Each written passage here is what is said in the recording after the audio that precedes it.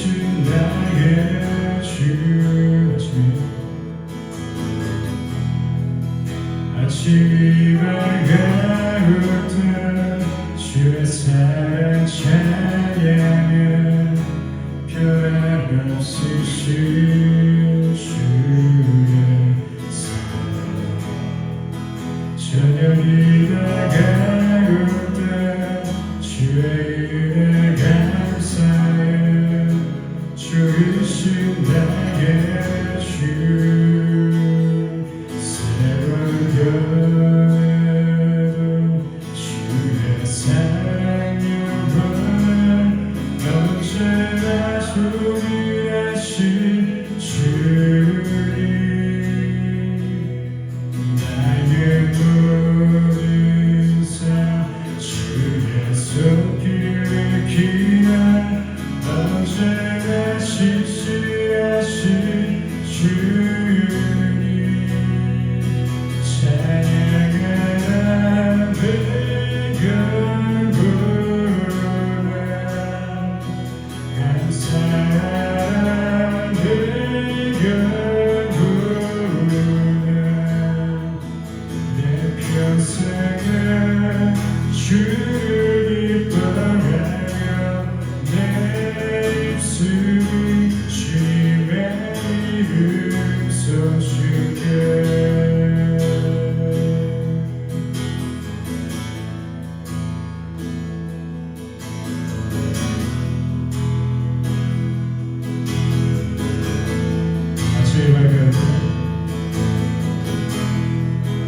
아침이 밝아올 때 주의 사랑 찬양해 변함없으신 주의 사랑 저녁이 밝아올 때 주의 은혜 감사해 주이신 나의 주소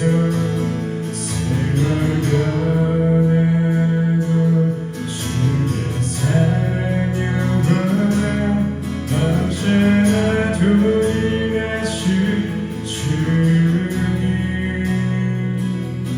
나의 모든 삶 주의 손길을 기한 언제나 시시하신 주님 서로 주의 사랑 영원 언제나 동일하신 주님 나의 모든 삶 주의 손길을 기한 언제나 시시하신 주님 찬양하라 내 영혼아 감사하라 내 영혼아 내 평생에 주를 기뻐하며 내 입술이 주님의 이름 써줄게 찬양하라 내 영혼아 감사하라 내 영혼아 내 평생에 주를 기뻐하며 내 입술이 주님의 이름 써줄게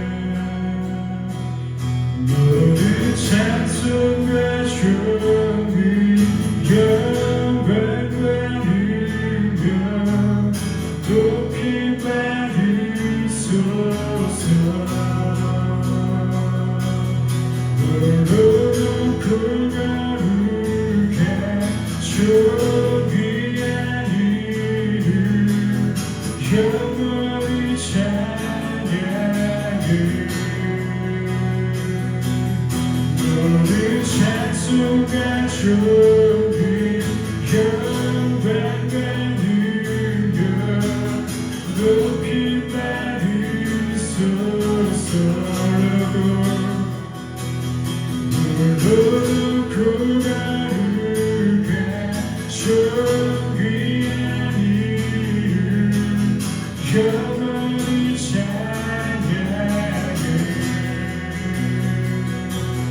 모든 찬송과 존귀 영광 받으며 높임 받으소서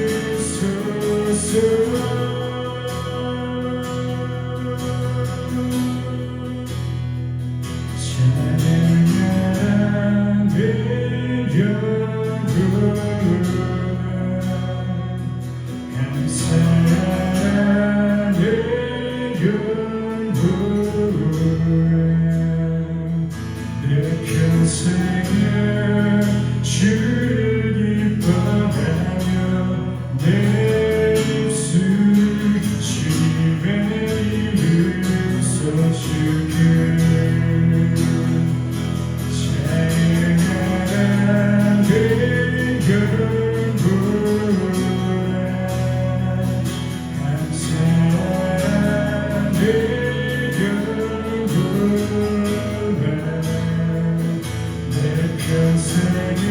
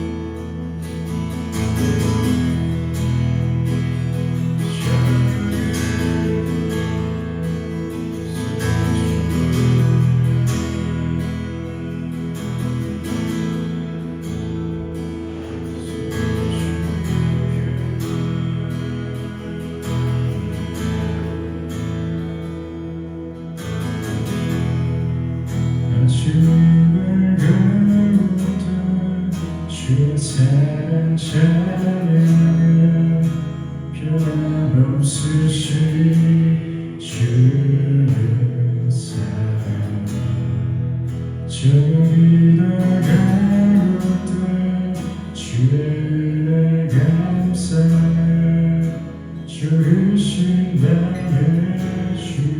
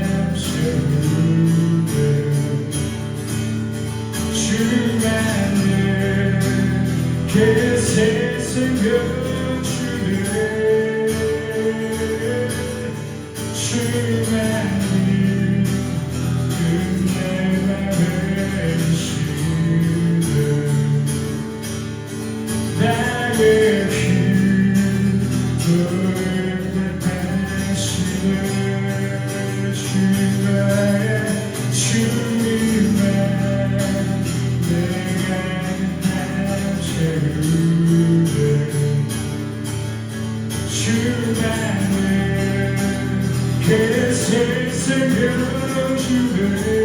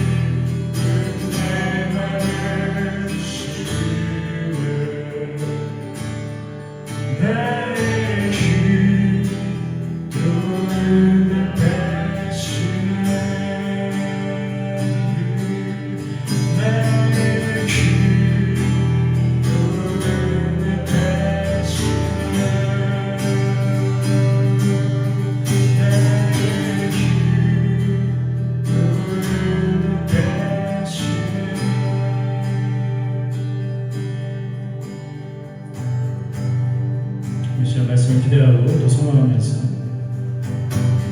기도하겠습니다.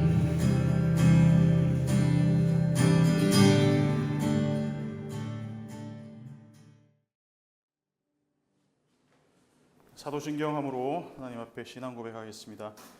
전능하사 천지를 만드신 하나님 아버지를 내가 믿사오며 그 외아들 우리 주 예수 그리스도를 믿사오니 이는 성령으로 잉태하사 동정녀 마리아에게 나시고 본디오 빌라도에게 고난을 받으사 십자가에 못 박혀 죽으시고 장사한 지 사흘 만에 죽은 자 가운데서 다시 살아나시며 하늘에 오르사 전능하신 하나님 우편에 앉아 계시다가 저리로서 산자와 죽은 자를 심판하러 오시리라. 성령을 믿사오며 거룩한 공회와 성도가 서로 교통한 것과 죄를 사하여 주시는 것과 몸이 다시 사는 것과 영원히 사는 것을 믿사옵나이다. 아멘. 창세기 3장 6절에서 8절까지, 메시지는 3장 6절에서 8절까지 1절부터 8절까지 같이 읽도록 하겠습니다. 1절부터 교독에서 읽겠습니다. 저부터. 그런데 뱀은 여호와 하나님이 지으신 들짐승 중에 가장 간교하니라. 뱀이 여자에게 물어 이르되 하나님이 참으로 너희에게 동산 모든 나무 열매를 먹지 말라 하시더냐.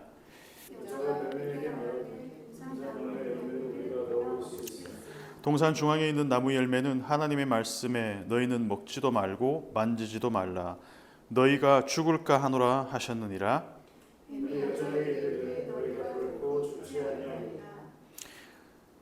너희가 그것을 먹는 날에는 너희 눈이 밝아져 하나님과 같이 되어 선악을 알 줄 하나님이 아심이니라.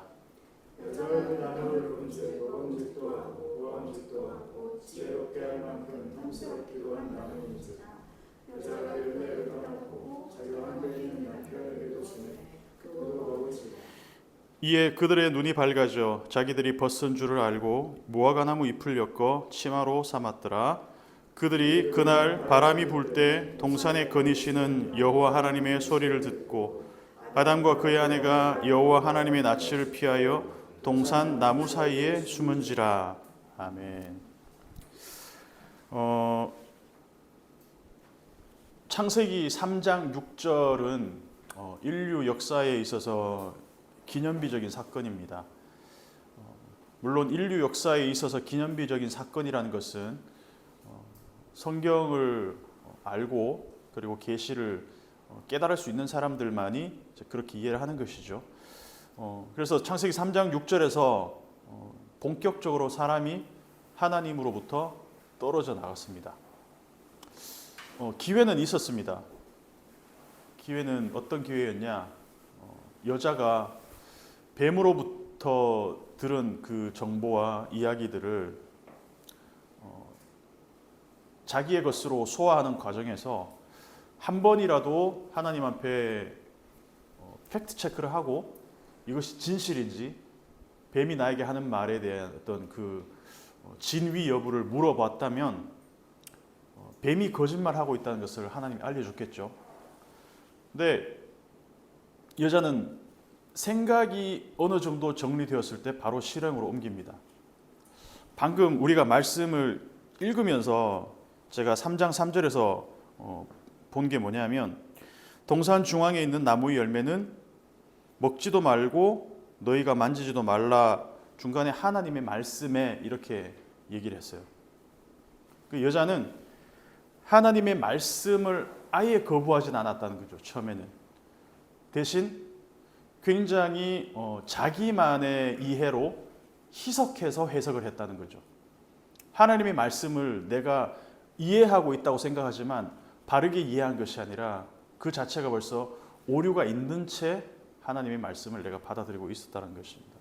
하나님이 창세기 1장에서 빛이 있으라. 그 다음에 빛이 있었잖아요. 그 다음에 하나님이 평가하셨어요. 하나님 보시기에 좋았더라. 팩트 체크. 1장 3절 4절 한번 읽어보겠습니다. 3절 4절 시작. 하나님이 이르시되 빛이 있으라 하시니 빛이 있었고 빛이 하나님 보시기에 좋았더라. 하나님 빛과 어둠을 먼저 빛이 있으라 하나님이 행동하신 다음에 판단했습니다. 빛이 있으라 빛이 있었고 그 다음에 하나님 보시기에 좋았더라. 그리고 뭐 궁창 아래의 물과 궁창 위의 물을 나누신 다음에 행동하신 다음에 보시기 좋았더라. 모든 패턴이 다 그래요. 근데 여자는 오늘 우리가 본문 읽어보면 어떤 패턴이냐면 먼저 보기에 좋았더라 라는 판단, 그 판단 다음에 행동합니다. 그 다음에 먹습니다. 그래서 하나님의 창조는 행동과 평가가 이렇게 이어지는데 여자는 자기 자신이 평가하고 판단한 다음에 행동으로 연결합니다. 빛이 있으라 빛이 있었다. 보기에 좋았더라. 여자는 여자가 보기에 좋았더라. 그래서 먹었다. 하나님의 행동과 판단 사이에는 어떤 오류도 없습니다. 왜 그렇습니까? 하나님이시니까. 하나님 행동 그 자체가 완전하시기 때문에 그 판단에 아무런 그런 오류가 없습니다. 갭이 없죠. 근데 여자는 이걸 뒤집었어요. 우리는 하나님이 아니기 때문에 우리 행동은 항상 검증이 필요합니다. 누구의? 하나님의 검증이 필요한다는 거죠. 그래서 하나님의 이게 말씀과 매칭이 되는지 검증이 된 다음에 행동으로 이어져야 됩니다. 아, 이게 하나님이 말씀하신 게 맞아? 이게 정말 하나님이 보시기에 선한 걸까? 토부일까? 근데 여자는 이걸 뒤집었다는 것이죠. 보기에 좋았더라. 그래서 먹었다. 그래서 우리의 판단력 자체는 언제든지 오류가 날 수 있습니다. 그래서 우리의 행동도 언제든지 오류가 날 수 있습니다. 그래서 하나님의 말씀에 비추어 봐서 이것이 맞는 건지 틀린 건지 옳은 것인지 그른 것인지 토부한 것인지 토부하지 않은 것인지. 그래서 우리가 행동할 때 머뭇거림이 있는 이유는 먼저는 우리 양심에 걸리기 때문이에요. 이게 양심, 이거는 예수를 믿는 사람이건 하나님을 아는 사람이건 모르는 사람이건 똑같이 우리에게 주어진 일반 은총이죠. 양심이란 건 누구에나 있는 거잖아요. 그래서 첫 번째 필터링은 양심에 걸리면 우리는 머뭇하게 됩니다. 생각하기를 멈추고 행동하기도 멈춥니다. 그리고 두 번째는 이건 이제 하나님의 말씀에 비추어서 옳은 것인지 그런 것인지 판단합니다. 이거는 우리에게 소위 말하는 특별 은총이죠. 하나님 우리에게 주신 양심 그 다음에 필터링인 것이죠. 그래서 대부분의 사람들은 행동하기 전에 먼저 생각합니다. 이게 양심에 반하나? 양심에 걸리지 않나? 그리고 나서 양심에 거리끼지 않더라도 한 번 더 필터링 하는데 하나님의 말씀에 이것이 걸리는 것인가? 그렇다면 우리는 한 번 더 브레이크를 밟아야 되겠죠. 열매 하나 먹는 거, 나무의 열매 하나 따먹는 거, 사실 이거는 양심에 그렇게 거리낄 게 없잖아요. 똑같은 다른 열매와 생긴 게 크게 다르지 않다면. 그런데 하나님의 말씀하셨기 때문에 이것은 먹어서는 안 돼. 그러면 우리 양심의 필터링이 아니라 하나님의 말씀이라는 그 필터링을 거쳐야 된다는 것이죠. 2장 9절을 다시 한번 읽어보겠습니다. 2장 9절 시작. 여호와 하나님이 그 땅에서 보기에 아름답고 먹기에 좋은 나무가 나게 하시니 동산 가운데에는 생명나무와 선악을 알게 하는 나무도 있더라. 아멘. 자, 하나님은 보기에 아름답고 먹기에 좋은 나무를 나게 하셨어요. 그리고 동산 중앙의 나무는 그 중에 일부였어요.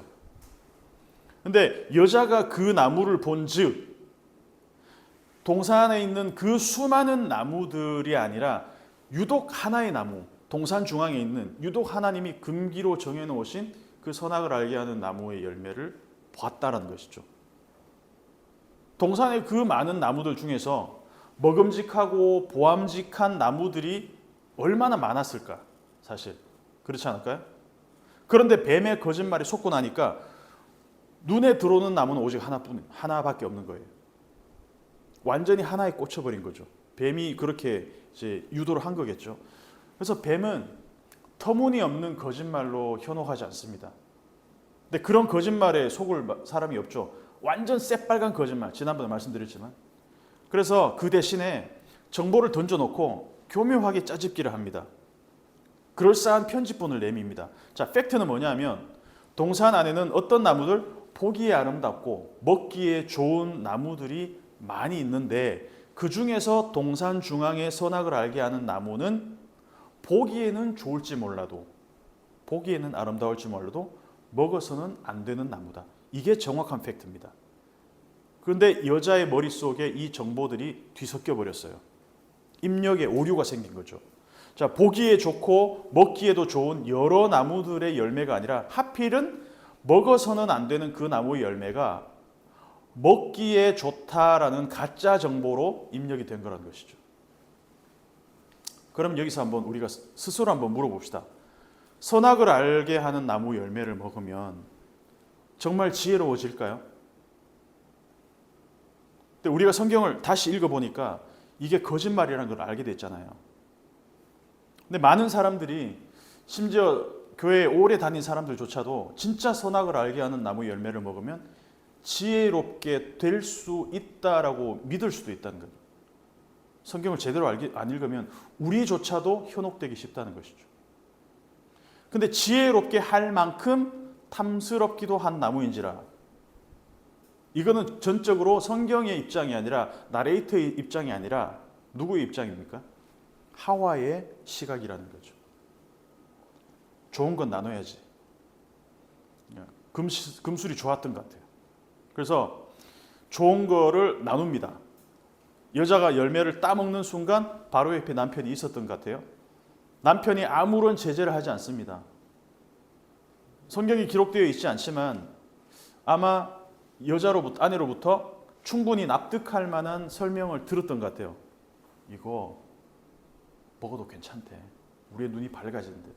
그래서 하나님처럼 우리도 될 수가 있대. 이런 말로 아마 현혹을 했겠죠.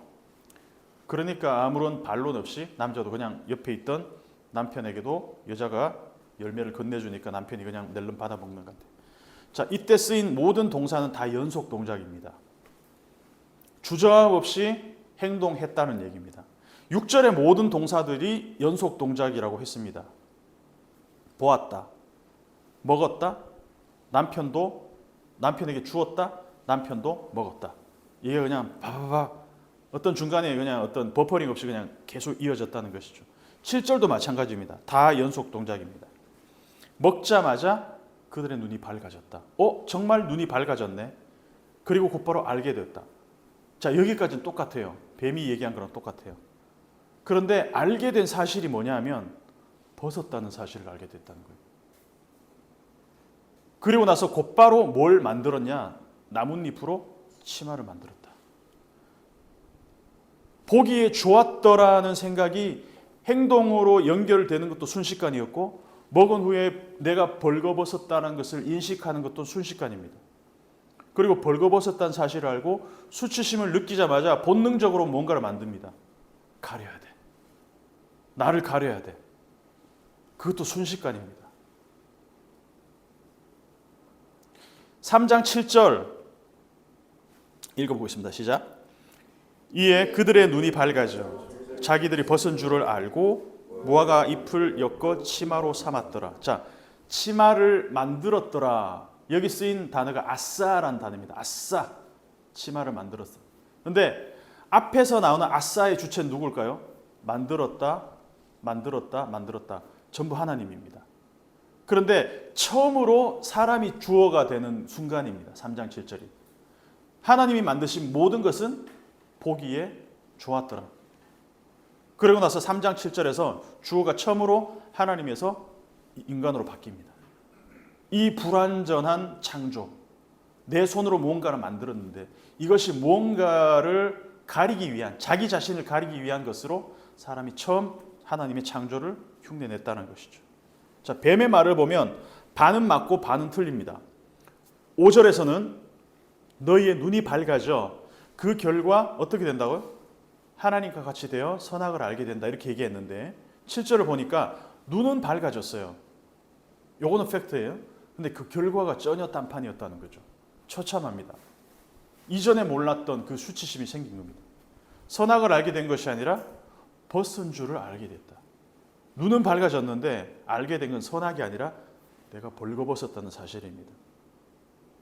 원래는 벌거벗음이 전혀 문제되지 않았었어요. 2장 25절 다시 한번 읽어보겠습니다. 2장 25절 시작. 아담과 그의 아내 두 사람이 벌거벗었으나 부끄러워하지 아니하니라. 아롬 벌거벗었으나 부끄러워하지 않는다. 3장 7절에 자기들이 벗은 줄 에롬 벗은 줄 알고 치마를 만들었다. 그 가운데 3장 1절에서 6절의 사건이 있었습니다. 그럼 히브리식 그런 워드 플레이를 보면은 아롬 앞에서 벌거벗음, 뒤에는 에롬이란 뭐 비슷한 똑같은 단어입니다. 사실상 그 사이에 뭐가 있냐면 아룸이 있어요. 이 아룸이 뭐였냐면 뱀이 간교하다라고 했을 때 그 아룸입니다. 그래서 말하자면 뱀의 간교함이 벌거벗음의 그 팩트를 그 현상을 아무렇지도 않은 부끄럽지 않은 그런 상태에서 수치심으로 만들어 버렸다는 것이죠. 여기서 본격적인 단절이 시작됩니다. 남편과 아내가 벌거벗었으나 부끄럽지 않았다는 것은 두 사람의 인격적으로는 두 사람의 인격이었지만 본질적으로는 모든 것을 공유하고 있었다는 상태였던 것을 우리에게 보여주고 있습니다. 단순히 그냥 어떤 그 몸이 그냥 나체로 드러났다 이걸 부끄러워했다는 의미가 아니죠. 하나님의 형상으로 지원받았다는 게 어떤 의미냐? 하나님의 형상으로 지원받았다. 뭐 여러 가지 의미가 있겠지만 하나님의 인격, 뭐 하나님의 속성 여러 가지 있을 수 있겠지만 하나님은 어떤 분이십니까? 아버지와 아들과 성령 하나님. 서로 다른 인격을 가진 개별적 존재이면서도 모든 것을 공유하는 완벽한 관계. 우리가 흔히 삼위일체라고. 그래서 이 divine plurality, 신적인 복수성, 개별적이나 하나이신 분, 이 존재로 우리를 만드셨다는 거죠. 우리 다 개별적인 존재들이잖아요. 그러나 원래는 우리가 본질적으로 하나였다라는 것. 그래서 남편과 아내는 원래 모든 것을 공유하도록 만들어졌습니다. 모든 것을. 뭐 몸의 벗음뿐만 아니라 내면의 은밀한 것들 다 공유하도록 그런 관계로 만들어졌는데 이것은 원래 신적인 속성을 우리가 하나님 형상으로 받았기 때문인 거죠. 아버지와 아들과 성령 하나님. 그런데 뱀은 이 관계부터 단절시켜야 됐습니다. 가장 가까운 관계부터 단절시켜야 됐다는 것이죠. 서로를 부끄러워하는 관계로. 내가 벌거벗음이 부끄러움이 되면 서로가 서로를 있는 그대로 보는 게 부담스럽습니다. 부부 사이에서도 가려야 됩니다. 갓 태어난 아이는 태어나자마자 옷 찾지 않잖아요. 엄마 배 밖으로 나오자마자 옷 좀 이러면서 막 이렇게 막 찾지 않잖아요. 그 원초적 형상, 어떤 형상이 남아 있어서 태어나자마자 옷을 찾는 신생아는 없습니다. 그래서 어린 아이를 보면 왜 저렇게 부끄러움도 모르지 이런 감정이 생기는 것이 아니라 우리는 숭고한 인간을 보게 됩니다. 맞아, 원래 저랬었지. 가장 인간적인 존재에서 가장 숭고한 모습을 보게 됩니다. 태초적 존재 그 벌거벗음에 대해서 아무런 부끄러움도 느끼지 않는 모습. 아이고 남사시러워라 이러지 않고 그래 우리에는 그 하나님의 형상이 남아 있었지. 조금씩 크고 자아가 생기면서 내 공간을 만들기 시작하고 그 공간을 자꾸 가립니다. 수치심 생기죠. 그래서 자기만의 공간, 자기만의 세계를 만들고 그 안에 들어가려고 한다는 것이죠. 내가 부끄러운 존재, 벌거벗은 그 자체로는 내가 수치스러운 존재라는 것을 인식하는 순간부터 계속해서 가려야 됩니다. 어떻게든 가려야 되니까 일단 눈에 보이는 것부터 갖고 와서 만들기 시작합니다. 치마를 만듭니다. 근데 우리가 처음에 아담이 아내를 얻고 난 다음에 했던 말을 한번 상기해 볼 필요가 있습니다. 굉장히 시적인 표현을 구사했어요. 뭐라고 그랬습니까? 이는 내 뼈 중에 뼈, 살 중에 살. 뼈가 2번 반복되고 살이 2번 반복됐어요. 에쳔 중에 에쳔이고 바사르 중에 바사르다. 이 말은 뭐냐면 원래 저 사람과 나는 하나의 뼈야. 하나의 살이다. 이 표현이잖아요. 우리가 뼈 있는 치킨을 시키든 순살 치킨을 시키든 간에 네 거, 내 거는 정확하게 구분해야 되잖아요. 우리는 그런 단절의 시대에 살고 있잖아요. 근데 원래는 그러지 않았다. 순살 치킨을 먹어도 네 뼈가 네 뼈, 내 뼈가 내 뼈, 하여튼 네 뼈, 내 뼈 구분 없이, 내 살, 네 살 구분 없이 다 하나다. 원고에 없는 거 하려니까 막 말이 꼬이는데 어쨌든 피아의 구분, 나와 너의 구분이 큰 의미가 없었다라는 것이죠. 원래는 분명 두 사람인데 나누어졌음에도 불구하고 나누어지지 않은, 그러니까 원래 한 몸이었다는 것을 알 수 있다는 것이죠. 그런데 단절이 생겼어요. 여기서 남편과 아내가 각자의 옷을 만들어서 입고, 그리고 이 단절이 어떻게 연결되냐, 하나님과의 단절로 이어졌다는 것이죠. 나와 너로 단절되고, 우리가 나와 너로 단절되고, 그리고 하나님으로부터 스스로를 단절시켰어요. 하나님이 끊어내신 것이 아니라 사람이 스스로 숨어버렸다는 거죠. 8절 한번 읽어보겠습니다. 시작. 8절 시작. 그들이 그날 바람이 불 때 동산에 거니시는 여호와 하나님의 소리를 듣고 아담과 그의 아내가 여호와 하나님의 낯을 피하여 동산 나무 사이에 숨은지라. 자, 그날 바람이 불 때, 이 바람을 루아흐입니다. 이제 성령이란 뜻도 되고 바람이란 뜻도 됩니다. 동산에 거니시는 하나님의 여호와 하나님의 소리를 듣고, 자, 이때 거닐다라는 말이 할라크, 걷다라는 말입니다. 분사로 쓰였어요. 분사로 쓰였다는 뭐냐면 지금 처음 걷기 시작한 것이 아니라 이전에도 걷고 있었다는 거죠. 그래서 동산을 만드시고 하나님은 그 에덴을 걸어 다니셨다는 거예요. 이전에도 하나님이 지속적으로 걸어 다니셨어요. 근데 그때는 아담과 하와가 숨지 않았어요. 어떻겠습니까? 처음에 하나님이 걸어 다니실 때는 아담과 하와가 하나님과 함께 걸어 다니고 함께 교제하고 함께 기쁨을 누렸을 것 같아요. 그죠? 그래서 이 공간은, 이 에덴이라는 공간은, 자, 너희들 살아봐라. 그리고 하나님은 너희 공간이니까 난 빠질게가 아니라 하나님이 이 공간 안에, 이 공간을 만드신 분이 함께 사람들과 교제하던 그 공간이었다는 것.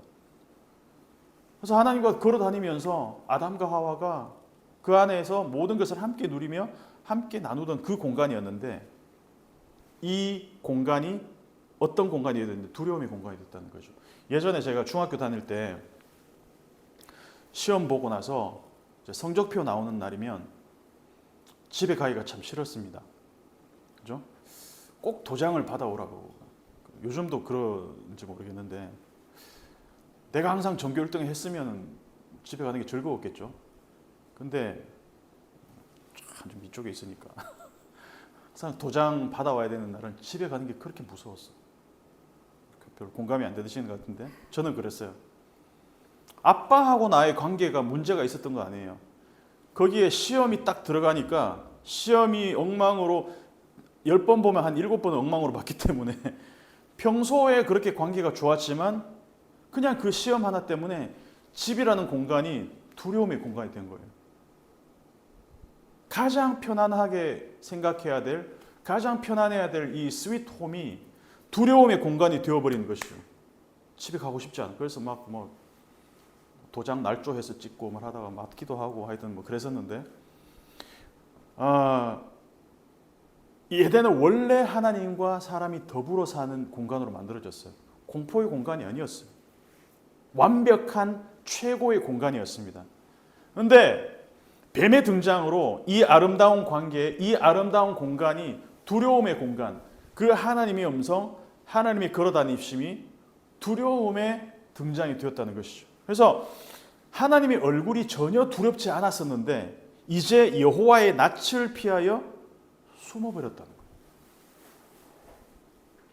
여기서 숨었다라는 것은 재규형, 그러니까 스스로 적극적으로 숨었다는 겁니다. 이 말은 뭐냐면 하나님이 뱀한테 속은 걸 질책하신 것도 아니고, 아니 너 그렇게 내가 조심하라 그랬는데 뱀한테 속아가지고 하나님이 질책을 하신 것도 아니고, 선악과 먹었지 일로 와봐 죽었어 이러면서 호통을 치신 것도 아니에요.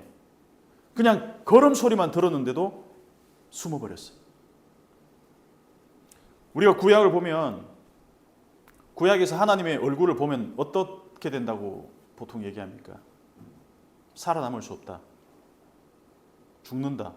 이제 기정사실처럼 받아들이잖아요.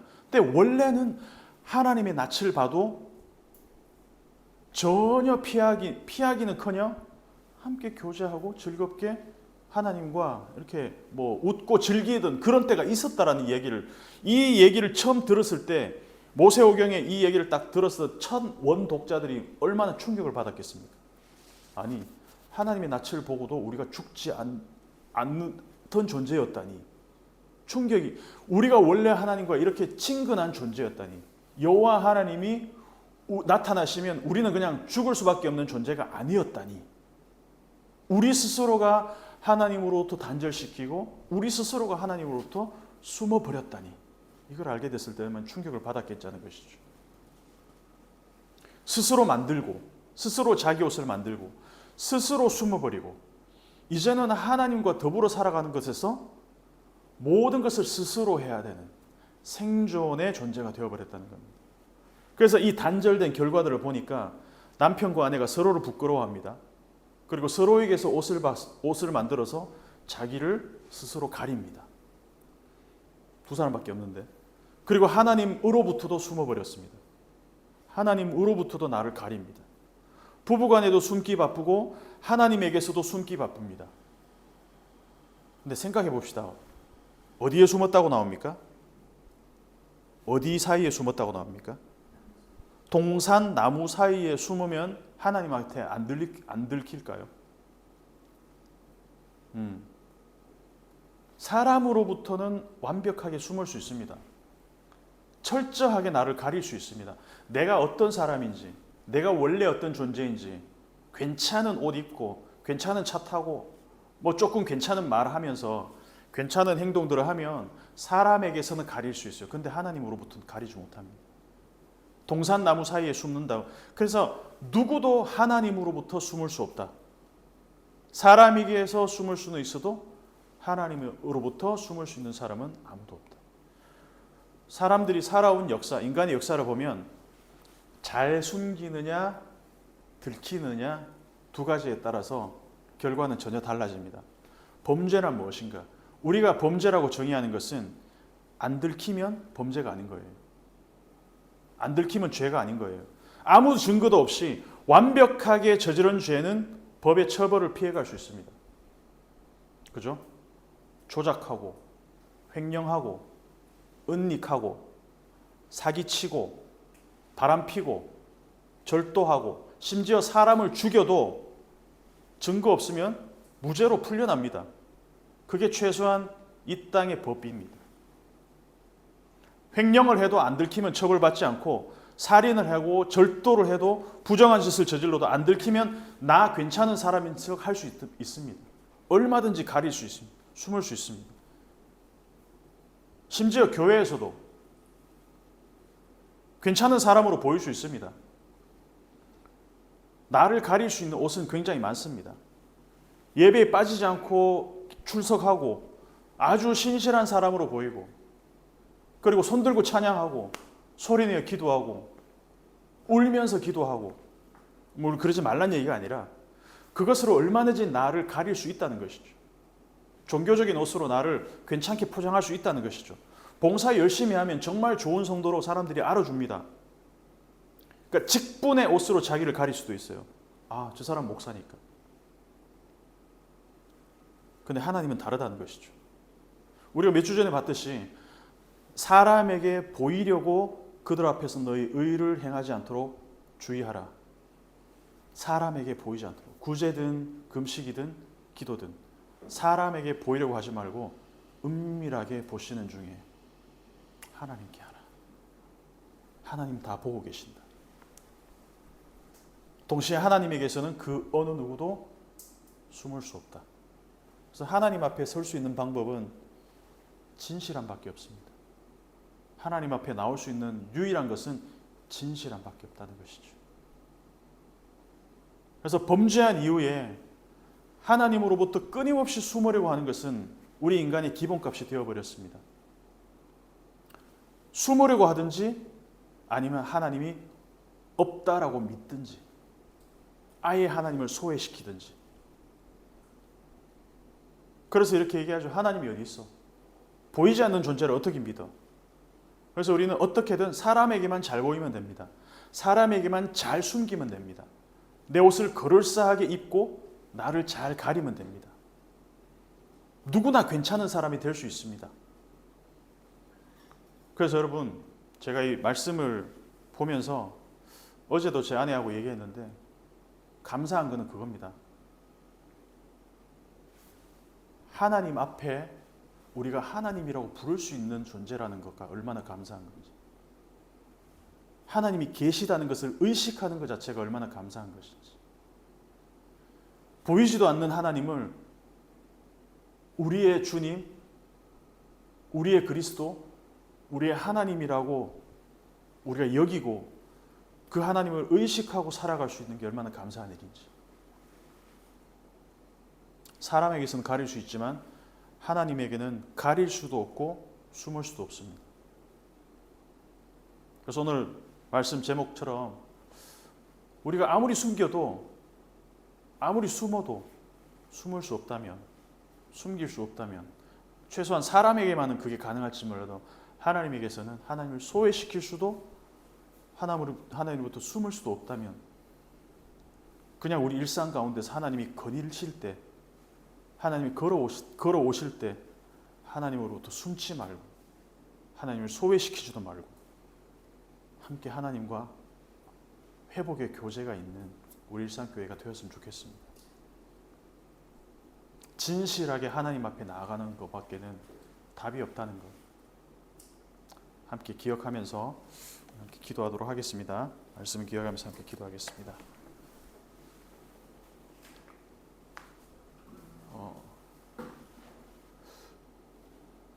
우리는 하나님으로부터 숨을 수 없고, 그리고 하나님이 없는 것처럼 여길 수도 없고, 그러나 하나님은 때로는 우리의 허물과 죄를 숨기시기도 하시고, 우리를 보호하시기 위해서 하나님의 그 품 안에서 우리를 숨기실 때도 있습니다. 선지자들과 많은 시편의 시인들이 그렇게 하나님한테 외치며 항의했습니다.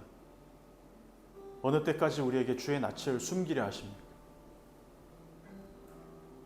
저 원수들로부터 우리를 숨겨 주시옵소서. 하나님이 때로 하나님께 우리를 숨기시기도 하고, 하나님의 낯빛을 우리에게서 거두어 가시기도 하고, 스스로 숨어 계시는 하나님이라고도 또 이사야 45장에서 말씀하고 있습니다. 하나님이 우리로부터 숨으시는 것은 완전히 우리를 차단하기 위한 숨음이 아니라 발견되기 위한 숨음입니다. 살짝 숨어 계셔서 우리가 하나님을 발견하기를 원하십니다. 그래서 우리가 하나님을 발견하고 숨어 계신 것 같지만 우리에게 드러내기를 원하시고 우리와 함께 하시기를 원하는 하나님을 발견하는 우리가 되었으면 좋겠습니다. 그리고 하나님으로부터는 소외될 수도 없고 숨을 수도 없다는 것을 항상 기억하고 하나님을 발견하는 은혜가 있기를 함께 찾고 구하며 기도하겠습니다. 존귀하신 하나님 아버지, 창세기 3장의 말씀을 통해서 원래 우리는 여호와의 낯빛을 기뻐하고 즐거워하며 하나님과 교제하며 하나님이 걸어 다니실 때 하나님과 항상 그 사귐의 그 기쁨이 있었다는 것을 하나님 다시 한번 기억하게 됩니다. 주님, 우리가 종신토록 하는 일들을 보면 나를 가리고 숨기고 어떻게든지 괜찮은 사람인 척, 어떻게 해서든지 나를 포장하고 나의 모습 그대로를 보여주는 것을 수치스럽게 여기는, 어쩌면 그것을 미덕이라고 여겨왔고 그것이 매너라고 여겨왔기 때문에 우리는 끊임없이 나를 숨기고 그리고 거짓 나를 만들어가는 모습들을 보이고 있습니다. 내가 아닌 나, 종교적인 나, 사회적인 나, 그 모든 나의 페르소나들이 깨어질 때에, 그 자아의 그 에고가 깨어질 때 하나님이 비로소 나를 만나시는 것을, 그리고 비로소 있는 그대로의 나, 하나님, 나는 저 죄인과 같이 토색, 간음, 도적질하는 하지 않는 자임을 감사합니다. 하나님, 그 바리새인의 기도가 아니라 주여, 나는 죄인입니다. 나는 긍휼히 여기시옵소서. 나는 이 기도를 할 수밖에 없습니다.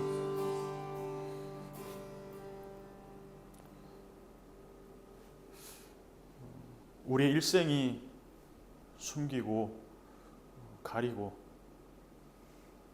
종교적인 나, 사회적인 나, 사람들이 좋아할 나를 만들려고 애쓰는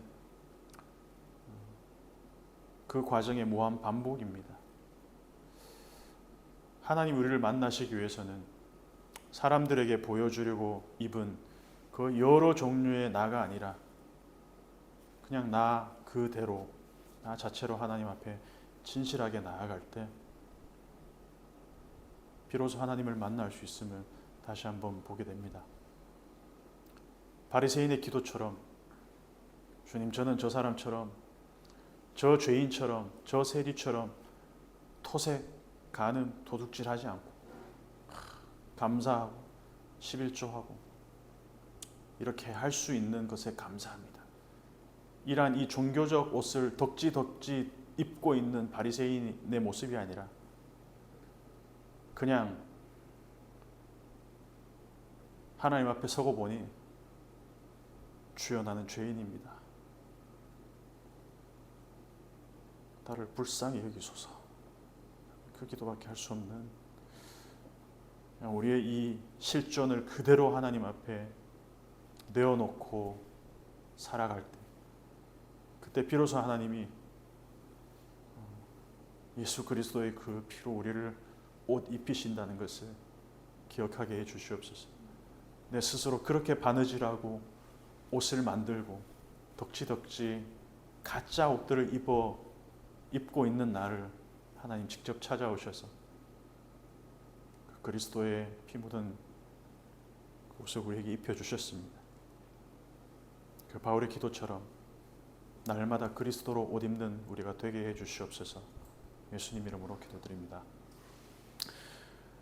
주 예수 그리스도의 은혜와 하나님의 사랑과 성령의 교통하심이 매일매일 하나님으로부터 숨는 데 전념하는 것이 아니라 하나님과 함께 걸으며 교통하며 진실한 나로 그리스도로 옷 입히시는 하나님과 그 일상의 기쁨을 누리기 원하는 모든 일상교회 성도 머리 위에 지금부터 영원토록 함께 있을지어다.